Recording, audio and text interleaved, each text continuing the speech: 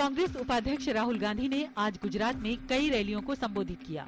राहुल ने नरेंद्र मोदी के विकास मॉडल पर प्रहार करते हुए कहा कि गुजरात किसी एक आदमी के प्रयास से आगे नहीं बढ़ा, इसके पीछे सबका योगदान है। राहुल ने कहा कि आरएसएस की विचारधारा जहरीली है जो भारतीयता के खिलाफ है। राहुल ने मोदी के चौकीदार वाले बयान पर चुटकी लेते हुए कहा कि आज देश को चौकीदार की नहीं, हक और अधिकार की जरूरत है। बीजेपी अध्यक्ष राजनाथ सिंह ने तेलंगाना के मसले पर कांग्रेस की कड़ी आलोचना की है।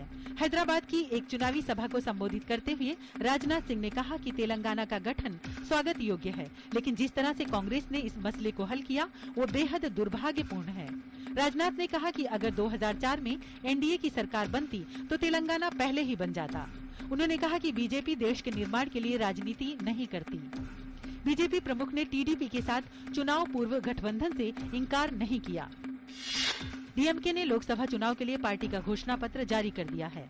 पार्टी ने तमिल मसलों को ज्यादा अहमियत दी है। पार्टी ने फांसी की सजा समाप्त करने, निजी क्षेत्र में आरक्षण, पुडुचेरी को पूर्ण राज्य का दर्जा दिलाने और विवादास्पद सेतु समुद्रम परियोजना को लागू करने का वादा किया है।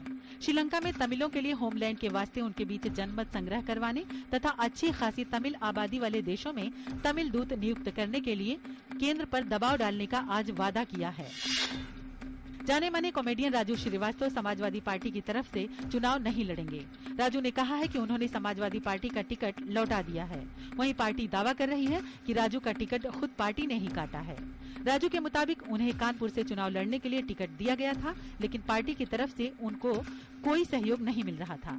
राजू किस पार्टी से चुनाव लड़ेंगे अभी तक ये साफ नहीं हो पा रहा है। जाने माने वकील अशोक अग्रवाल ने आम आदमी पार्टी की राष्ट्रीय कार्यकारिणी और अन्य सभी पदों से इस्तीफा दे दिया है।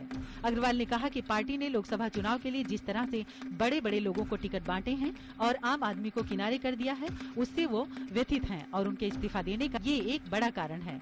उन्होंने आरोप लगाया कि आप एक प्राइवेट लिमिटेड कंपनी की तरह काम कर रही है। राष्ट्रीय लोकदल ने लोकसभा चुनाव के लिए आज उम्मीदवारों की पहली सूची जारी कर दी है। पहली सूची में सांसद अमर सिंह और जयाप्रदा का नाम भी शामिल है। अमर सिंह और सांसद जयाप्रदा कल आरएलडी में शामिल हुए थे। अमर सिंह को उत्तर प्रदेश की फतेहपुर सीकरी से और जयाप्रदा को बिजनौर से उम्मीदवार बनाया गया है। आरएलडी के अध्यक्ष और केंद्रीय मंत्री अजीत सिंह अपनी परंपरागत सीट बागपत से एक बार फिर अपना भाग्य आजमाएंगे, जबकि उनके पुत्र और सांसद जयंत चौधरी मथुरा से फिर चुनाव लड़ेंगे। झारखंड मुक्ति मोर्चा ने लोकसभा चुनाव के लिए 3 उम्मीदवारों की पहली सूची जारी कर दी है।